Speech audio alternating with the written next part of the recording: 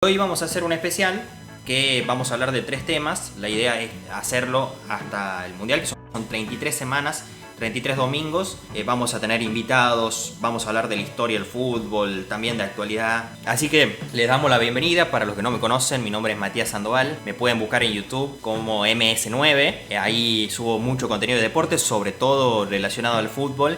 Y ahora estaré subiendo más contenido del Mundial. Me acompaña hoy Luciano Sánchez, que me acompañará estas 33 semanas que queden para el Mundial, con un especial por semana. Y bueno, es un lujo. Luchi tiene un montón de estadísticas del fútbol, también apasionado del fútbol como yo. Y somos dos argentinos que queremos compartir nuestro conocimiento sobre la historia y sobre algunos datitos que tiene sobre todo esto, la Copa del Mundo de la FIFA. Luchi, ¿querés presentarte? Como decía aquí mi amigo Matías, tengo 26 años, soy estudiante de agronomía, pero con una gran pasión por el fútbol, mucho más por los mundiales sobre todo. Y bueno, vamos a tratar de estar las 33 semanas aquí, poder divertirnos, que es lo importante, y sobre todo también aprender, porque para nosotros hablar de todos estos temas también nos informamos antes, porque no es todo improvisado, y bueno, vamos a ir descubriendo varias cosas de aquí hasta que arranque el Mundial, ¿no? Eso sin dudas. Y hoy vamos a dar inicio por esos comienzos, valga la redundancia, de esta Copa Mundial de la FIFA. Que vamos a hablar en un primer tema de lo que fue el Mundial del 30, cómo llegamos a ese Mundial en Montevideo, Uruguay. Si bien es conocido como Mundial Uruguay del 30, se jugó solamente en Montevideo. Y en el segundo tema vamos a hablar de un jugador argentino que, así como quizás a muchos en esa altura de noviembre, diciembre, nos toque rendir algún examen, en ese momento jugó para la selección argentina mundial y tenía que rendir y se volvió a rendir. Ya vamos a estar dando más detalles, ese es un segundo tema muy importante para aquellos que tengamos la facultad entre medio del mundial o la hayamos tenido en otros mundiales. Y un tercer tema que es las cuestiones de los aprietes, sobre todo el apriete que hubo a un jugador particular que jugó para 2 selecciones. Estamos hablando del gran Luisito Monti. Luchi, ¿querés aportar algo más a esta presentación? Un poco para agregar, solamente que, como decíamos, que íbamos a estar contando anécdotas, particularidades de la Copa del Mundo, íbamos a tratar de respetar más o menos un orden cronológico. Por eso, justamente hoy vamos a arrancar por el inicio, ¿no? Sobre lo que es la Copa del 30, cómo empezó y algunas particularidades de lo que pasaba en aquel momento. Así es, una Copa del 30 que tiene la particularidad muy parecida a lo que va a pasar en Qatar, como hablamos al principio. Pero en Qatar decíamos, va a ser la primera Copa desde que la Copa la juegan el partido inaugural los anfitriones en no jugar el anfitrión. No va a ser Qatar-Ecuador como todos pensábamos. El partido inaugural ese 21 de noviembre va a ser Senegal contra los Países Bajos.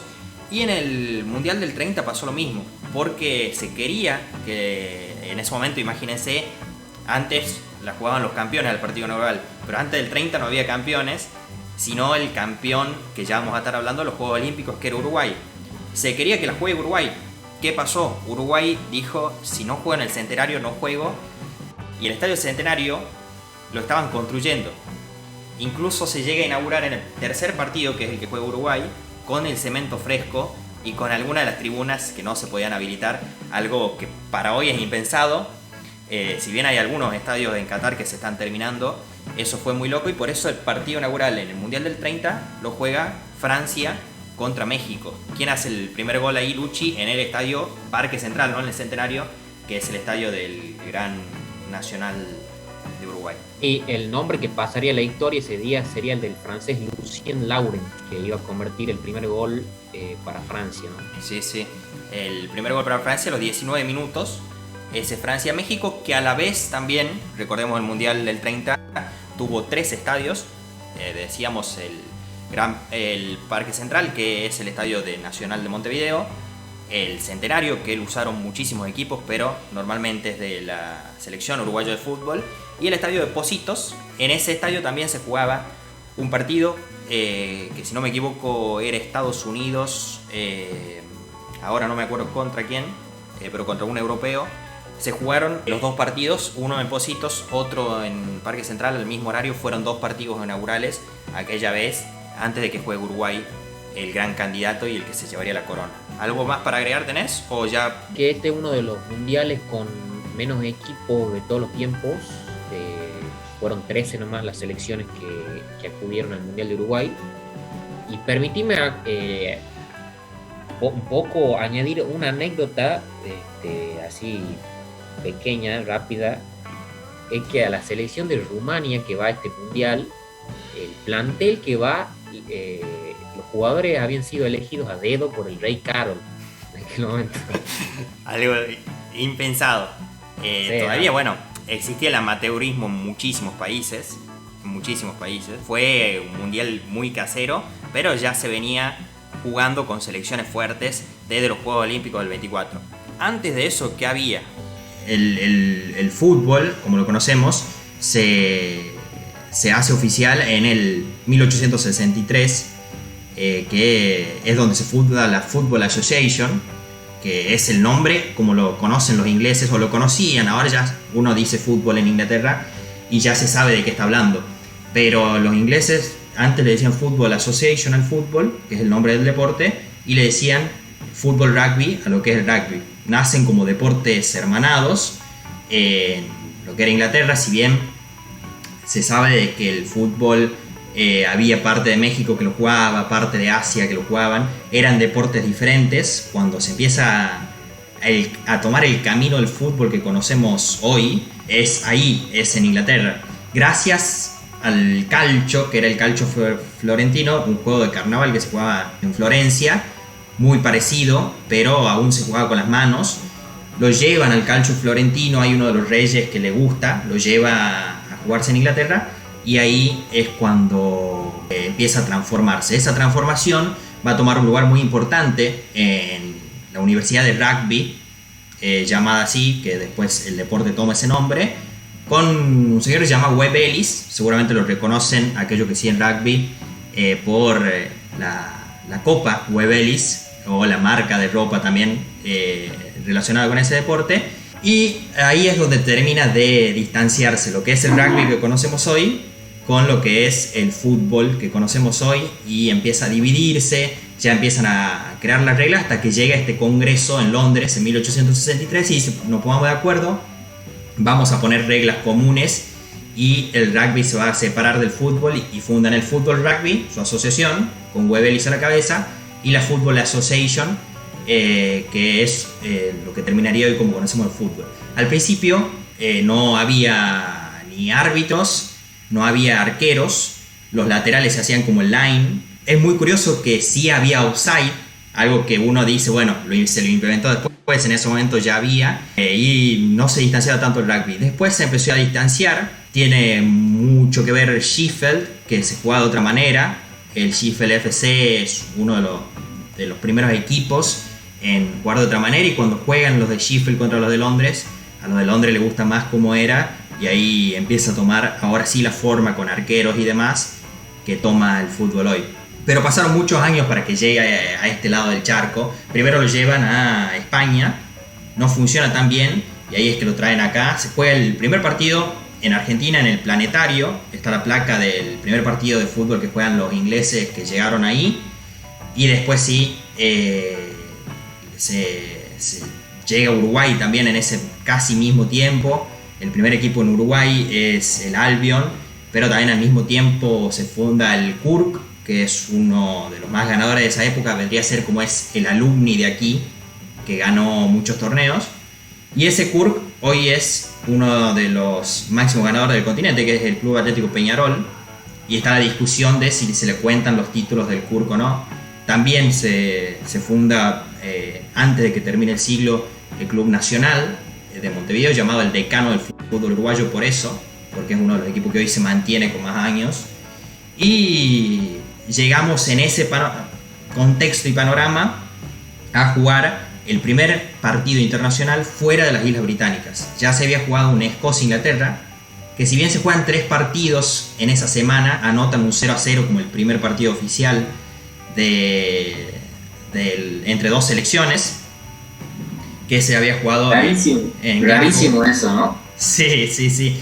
Hay como un 3-0, creo que hay un 6-3 y un 0-0. Anotan el 0-0 y queda ese resultado histórico como el primer partido entre selecciones en Escocia. Y de ahí, eso, imagínate, 1872, para que en 1901 recién se juegue el primer partido, que era combinado.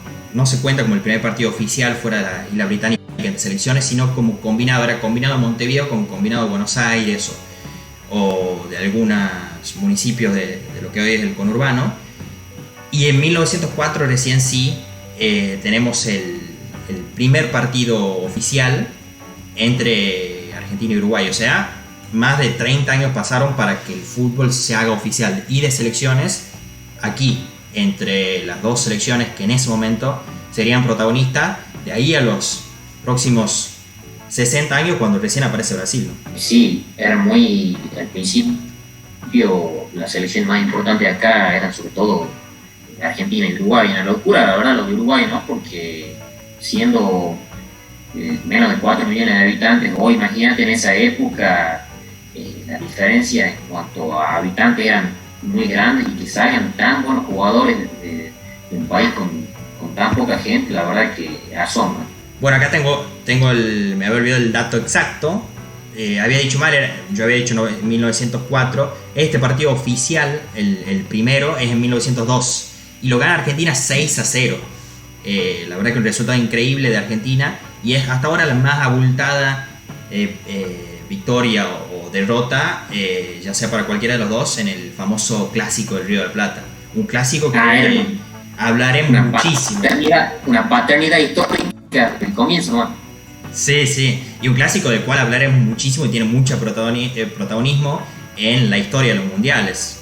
Ya desde este mundial del 30, del cual hablaremos, pero también recordamos 86, también obviamente un clásico muy fuerte en las Copas Américas, incluso teniendo la misma cantidad de títulos.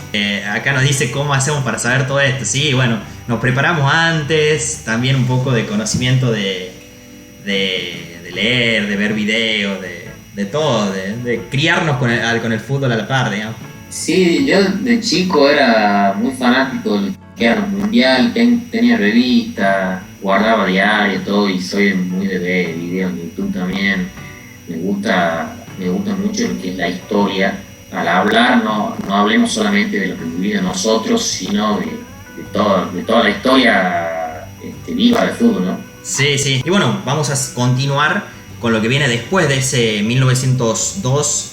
Después de esa victoria argentina se juegan más clásicos, se juegan un montón de clásicos, empieza la Copa América, el torneo más viejo en cuanto a selecciones, 1916, si no me equivoco. Lucho, voy a tener el dato, creo que 1916 la primera. Sí, 1916 la primera Copa América, porque la del centenario fue en Estados Unidos en 2016. Claro, que la gana Uruguay en Argentina.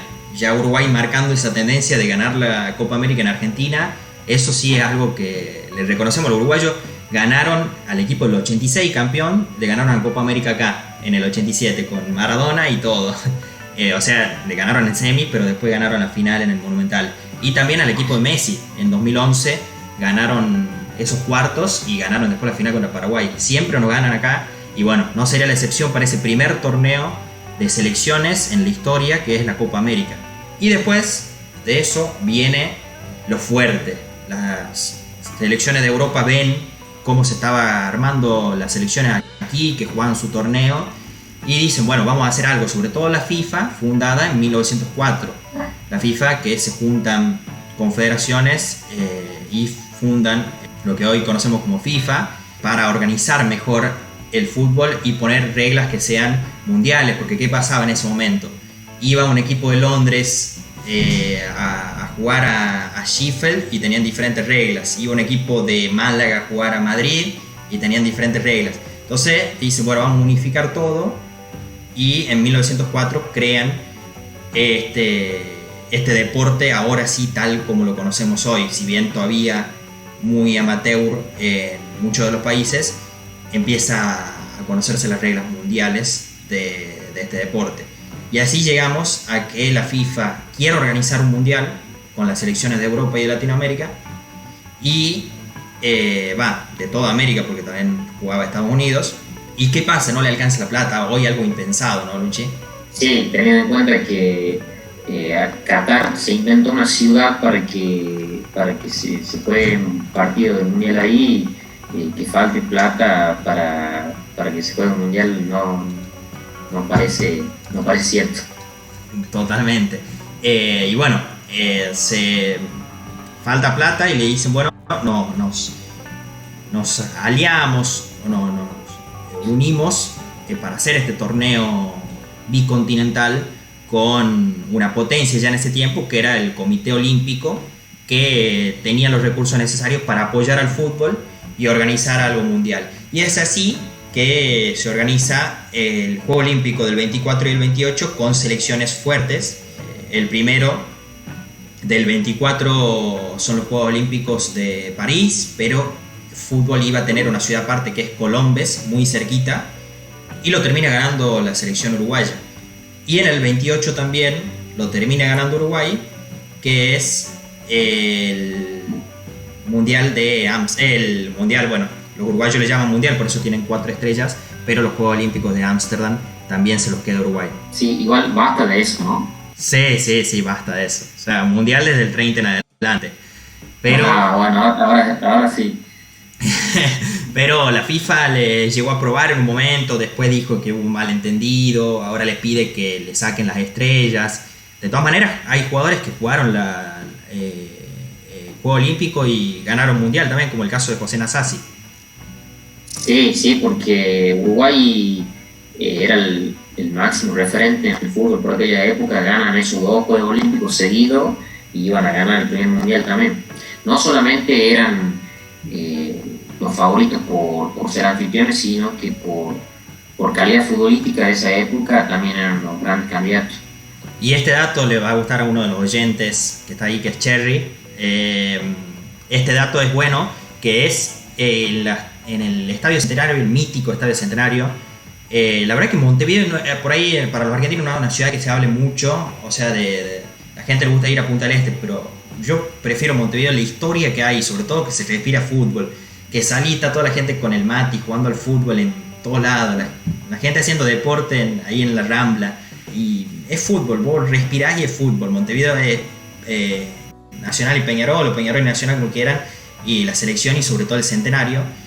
Y el Centenario tiene una tribuna que se llama Colombes, en honor a los primeros Juegos Olímpicos, y la otra tribuna que se llama Ámsterdam, en honor a los Juegos Olímpicos, claro. Y después tenés la Torre de los Campeones, que se llama en homenaje a los del 50.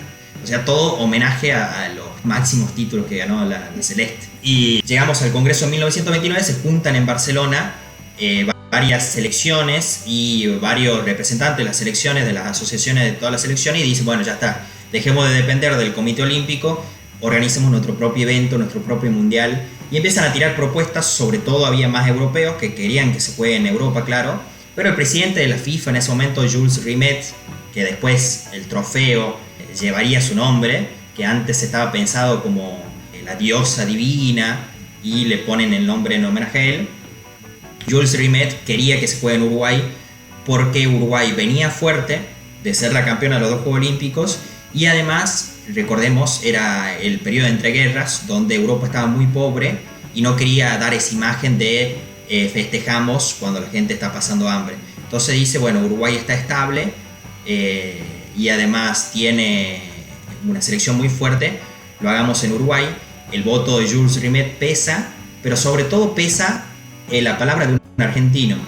Beccar Varela era el presidente de la AFA, o la Asociación de Fútbol Argentino.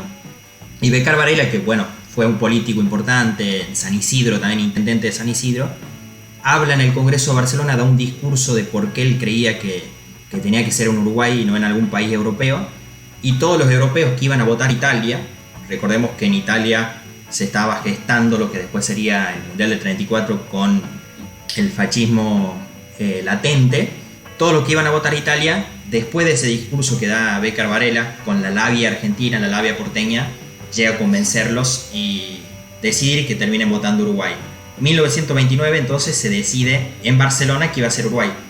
Y Uruguay tenía un año para construir uno de los estadios más grandes del mundo en ese momento. O sea, algo impensado.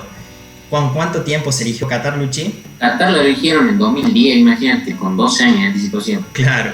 Y esto, con mucho menos recursos que tienen los cataríes, un año antes le dicen, tenemos que organizar un evento que convoque a todo el mundo.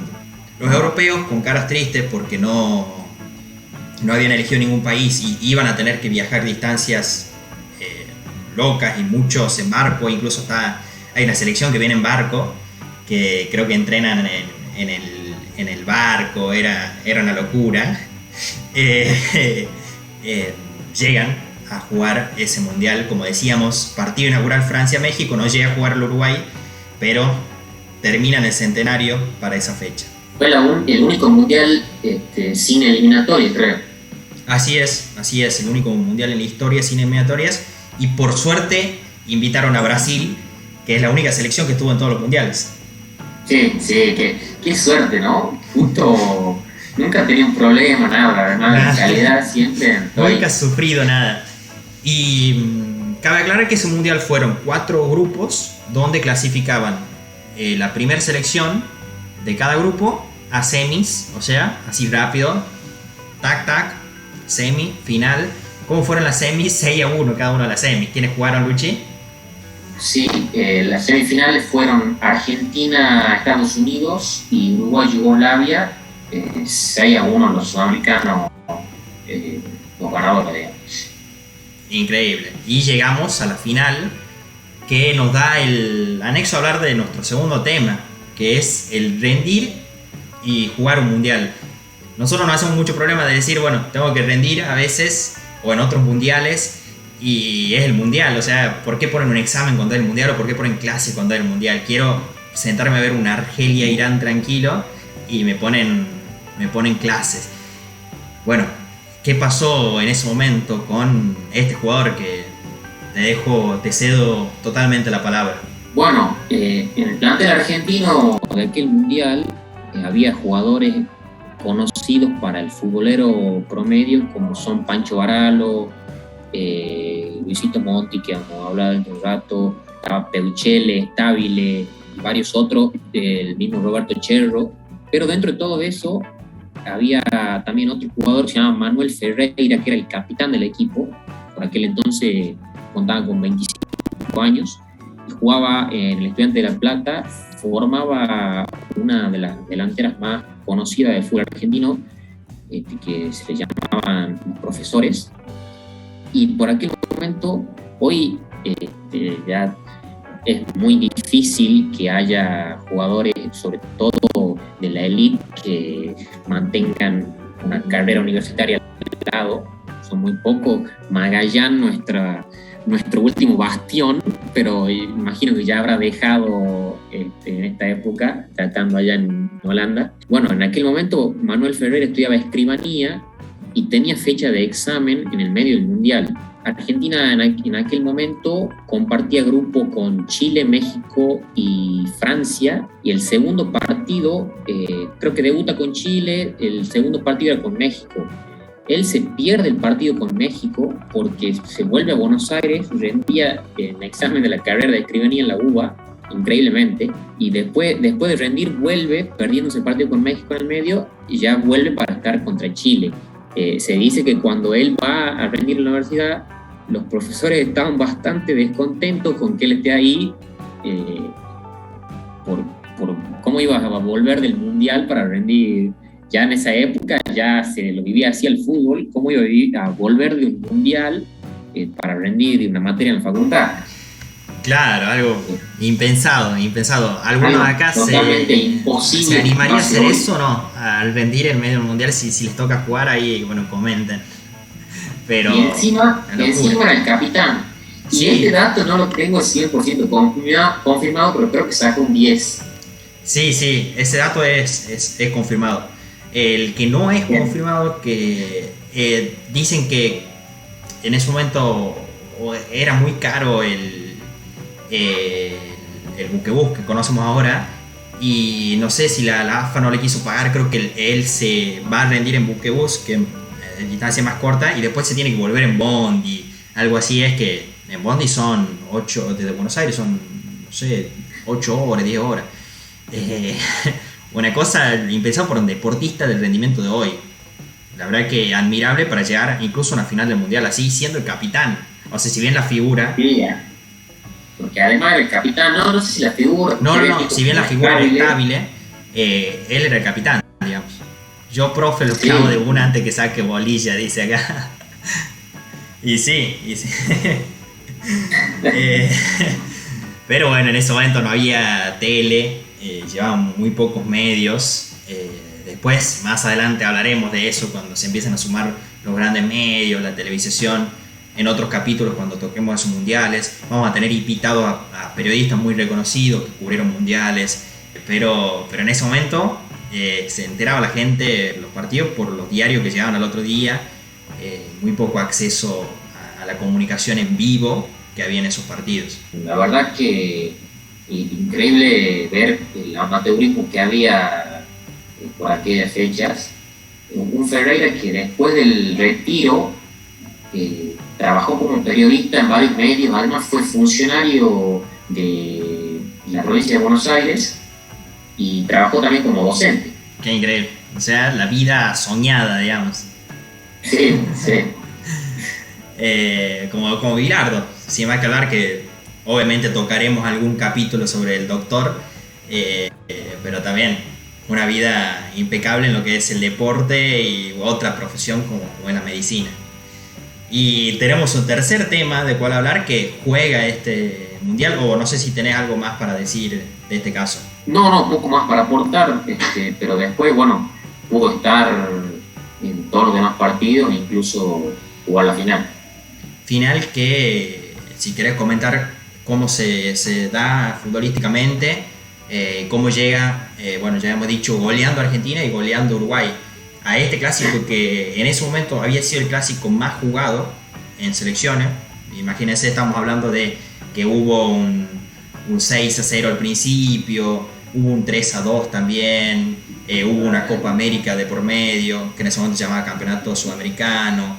Hubo varios enfrentamientos entre Uruguay y Argentina, se conocían muy bien y llegan a jugar esta final. Era una rivalidad que se había picado mucho en esos años, sobre todo con la última final del último Juego Olímpico ese de Ámsterdam. Ya había empezado a ser una rivalidad muy profunda ya. Sí, y mucha violencia de los hinchas. Esto se habla de ahora, pero había mucho hostigamiento de los hinchas uruguayos, que sobre todo eran locales y querían ganar. También algunos argentinos que estaban ahí. Incluso había mucha rivalidad en ese momento por a ver de qué nacionalidad era una persona destacada en el mundo artísticamente, que era Gardel. Carlos Gardel en ese momento era brillante, figura en el mundo, y imagínense, ahí nace la frase que se usa más acá en Argentina y en Uruguay, que es sos Gardel si haces algo bueno.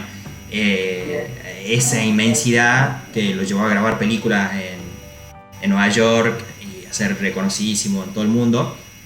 Y Gardel nunca se pronunció con 100% de certeza acerca de su origen. Él decía que era mitad y mitad. Algunos lo dan de Tacuarembó, otros lo dan de acá de Buenos Aires. Entonces jugaba incluso él con eso de ser uruguayo y argentino.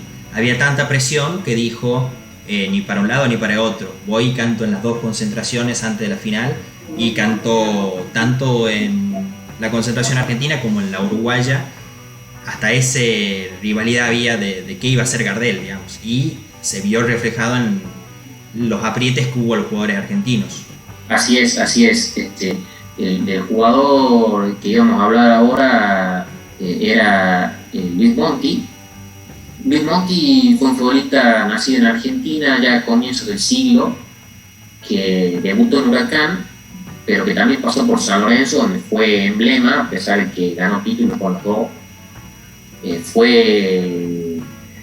También tuvo un paso muy fugaz por Boca, en el que no pudo destacar porque tuvo complicaciones con lesiones, no jugó prácticamente nada. Fue campeón con la selección argentina de lo que hoy es la Copa América, allá por 1927, y formó parte del plantel argentino que disputó aquel primer mundial. Se lo conocía como el doble ancho, era su apodo, por su gran contextura física. Se desempeñaba como mediocampista, era un mediocampista con mucha ida y vuelta en sus comienzos, con mucho despliegue físico. Y bueno, era una de las figuras de aquel plantel de Argentina, que como veníamos hablando, disputa la fase de grupos de aquel mundial contra Chile, México y Francia, en el que se venía dando todo bien, venía la Argentina con muy buenos partidos, ganando todo. Él, bueno, con particularidad, es convierte el primer gol argentino en la historia de los mundiales, se lo convierte, creo que a Francia. Y bueno, también convierte en aquella semifinal contra Estados Unidos. Tiene la particularidad de ser el único futbolista de toda la historia en disputar finales de Copa del Mundo con dos selecciones diferentes. Ya vamos a ver por qué. Algo que ya en estos tiempos es imposible de igualar con las nuevas reglas de la FIFA. Y bueno, llegamos a la final contra Uruguay y esos días anteriores a la definición comenzaron a llegar amenazas a los jugadores argentinos. Muchos de ellos se bajaron del partido final y las amenazas mayores llegaron para Luis Monti, que era una de las grandes figuras del plantel. Llegaron a amenazarlo de muerte a él y a su familia. Entonces vos imaginate con la presión que habrá ido a jugar el tipo aquel partido. Hay muchas declaraciones por ejemplo, de Pancho Aralo, que decía que Luis Monti en aquel partido jugó prácticamente para atrás, que dejaba pasar todas las pelotas que le pasaron cerca. Es fuertísimo. Wow, totalmente aterrado, lógicamente, porque si ganaban prácticamente no salían vivos del estadio. Incluso como particularidad, era tanta la disputa y tanto el no querer ceder nada en aquellos tiempos que la final de esa Copa del Mundo se jugó ahí, cada selección como que llevaba su pelota. Eso es increíble. De distinta confección, y no se pusieron de acuerdo para la final, entonces se jugó un tiempo con la pelota de cada país. Eso de cada selección. Eso es increíble, eso es muy de barrio. Y condice con lo que pasaba, que veníamos hablando de que cada uno tenía sus reglas. Bueno, eso seguía existiendo, cada uno tenía sus pelotas, sus códigos, los árbitros sabían cómo tratar a un país u otro. Entonces los europeos se sentían muy diferentes acá, porque no te digo que era otro deporte, pero sí era muy distinto las reglas que había en un país con otras. Ya se inventó la FIFA, ya se había unificado, pero seguía siendo esto diferente, las pelotas, todo esto era como si fuera un torneo de barrios en ese sentido. Eso fue, lo de las pelotas es increíble. Y sí, Luisito Monti jugó totalmente presionado, como todo el plantel argentino. Cómo empieza el resultado de ese partido y cómo termina también, importante saber, en esa primera conquista uruguaya que será recordada por todos los tiempos. Imagínate, si la ganaba Argentina, hoy tendría 3, la ganó Uruguay, hoy tiene las mismas copas que Argentina. Algo que en ese momento no se pensaba con lo que pasaría después, pero que sin duda influyó totalmente en la historia de estas dos grandes selecciones. Así es, al partido le iba a empezar ganando Uruguay, pero se iban a ir al descanso Argentina 2-1 arriba. Iban a empezar ganando los celestes con el de Dorado. Después le iba a empatar Peuchele y antes del entretiempo iba a meter el segundo Stabile. Ya después para el segundo tiempo iba a cambiar todo, iba a meter 3 goles Uruguay y iba a ser, bueno, finalmente el primer campeón del mundo de la historia. Eran goles de Pedro Sea, de Santos Iriarte y de Dorado, perdón, y de Castro, el cuarto. Bueno, era lo que se esperaba. Después dicen que más allá de algunos problemas con la policía, bueno, el plantel argentino pudo salir vivo de aquel partido, algo que uno espera en estas épocas que se den algún partido de ascenso o algún partido de barrio, se estaba dando por aquel entonces en la final de la Copa del Mundo. Realmente increíble. Y este mismo Luisito Monti, del que hablamos, de los aprietes sufridos por los hinchas uruguayos, por suerte no pasó a mayores porque, bueno, ganó Uruguay y no hubo mayor problema ni con la familia ni con los futbolistas después de eso.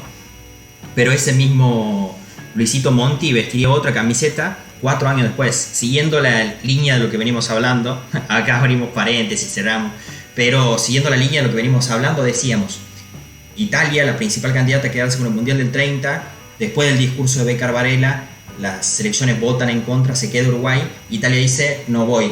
La invitan, no voy al Mundial porque me arruinaron la candidatura. Y entonces Uruguay le hace lo mismo. Uruguay ya con la chapa de campeona dice: no, a Italia tampoco voy. Eligen Italia, Jules Rimet, para conformar a la selección italiana en el congreso, esta vez en Estocolmo del 32, donde se decide que iba a ser Italia. Y también se dice que iba a ser el Mundial cada 4 años, copiando un poco lo que eran los Juegos Olímpicos. Entonces llegamos a Italia 34, un mundial muy recordado por la polémica que mezcló la política con el fútbol, así como pasaría después con Alemania en los Juegos Olímpicos. Esta vez se mezclaría el fútbol con la política de una manera triste, que sería la utilización de Mussolini en este mundial. Sí, después de aquella final contra Uruguay, Monti en el país fue blanco de todas las críticas. Dice que, bueno, él sí, lo hicieron sentir como si fuese un gusano y cosas así, y que inmediatamente tenía el ofrecimiento desde el exterior para una fortuna para ir a jugar al fútbol allá. Ahí, bueno, aparecen las teorías conspirativas de que la mafia italiana estaba metida en usar a Monti como un chivo expiatorio y aprovecharse la final perdida por Argentina para hacer sentir a Monti triste acá en el país y tentarlo para que lo lleven allá y posteriormente poder usarlo con el tiempo para su selección.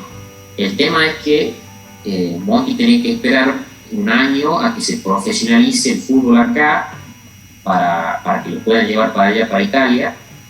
Así que bueno, llegó un poco falto de forma física allá a la Juventus, pero se pudo adaptar rápidamente, ganó varios títulos con la Juventus allá, creo que fueron 4 Scudettos y una Copa Italia. Sí, se destacó bastante allá, llegaba a formar parte de aquella Italia de Vittorio Pozzo. Una cosa que antes quería remarcar, Luchi, es el significado de la palabra oriundi. No sé si los que están acá de espectadores tienen el pasaporte italiano. Explicarle que este mundial influye mucho en que se pongan las pilas con eso de la ascendencia italiana y de poder dar ciudadanía y pasaporte. Ya como decíamos, Mussolini utiliza este mundial, lo quería ganar a toda costa y quería buscar de los mejores jugadores, entre eso ver qué podía sacar de las otras selecciones. Como veía que Argentina había muchos que tenían ascendencia italiana, habilita lo que se llamaba oriundi en ese momento en italiano, así se les llamaba a los argentinos o demás latinos que tenían ascendencia italiana, habilita que ya se pueda pedir el pasaporte y la doble nacionalidad, algo que hasta nuestros días se sigue haciendo. Así que gracias a ese mundial se agilizó el proceso para que cada argentino descendiente de italianos e italianas pueda llegar a tener su pasaporte como es al día de hoy, digamos. O sea, mucho más fácil que quizás tramitar otras nacionalidades. Algo muy loco, que empieza con el fútbol y cómo Mussolini utiliza ese mundial para la política, para promover tal y cual lo hace Hitler después con los Juegos Olímpicos de Berlín. Mussolini quería mostrar el poder que tenía el fascismo para organizar el mundial en su país y posteriormente ganarlo, ¿no?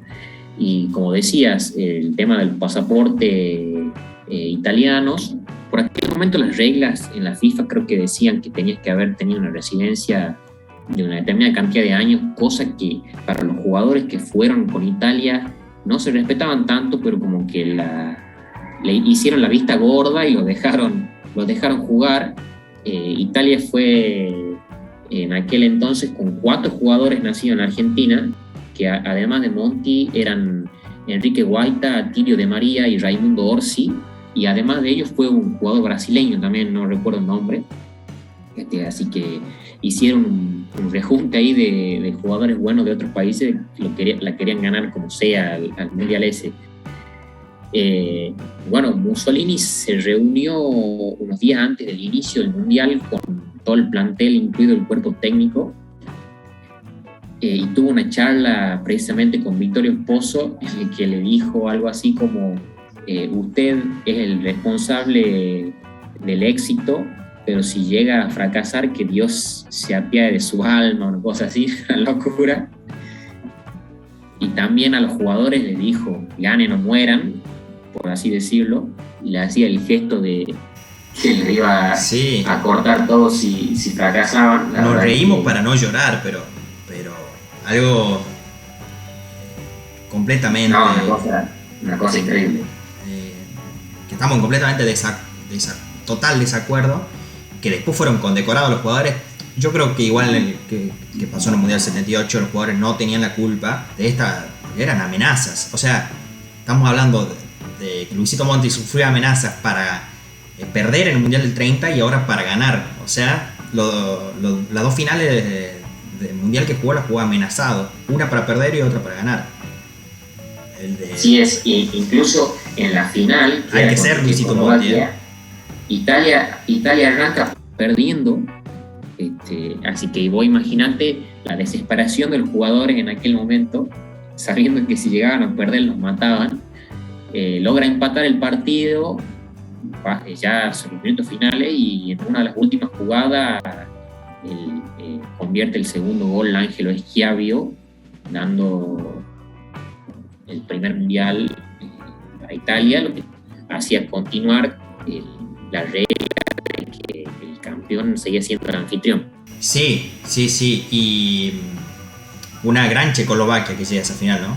Sí, buen equipo de Checoslovaquia, y bueno, lo de Luisito Monti, él siempre después decía que en 30 me mataban si ganaba, y en el 34 me mataban si perdía. Le doy el crédito un poco de la historia que estoy contando al canal de Palabra de Gol de YouTube, en el que estuve repasando un cuantos datos, y que bueno, que ellos contaban que Luis Monti, bueno, es, como decía yo, el único jugador en toda la historia en disputar finales de Copa del Mundo con 2 países diferentes, pero que hubiesen preferido no jugarla, porque el resultado contrario hubiesen terminado con la vida de él, ¿no?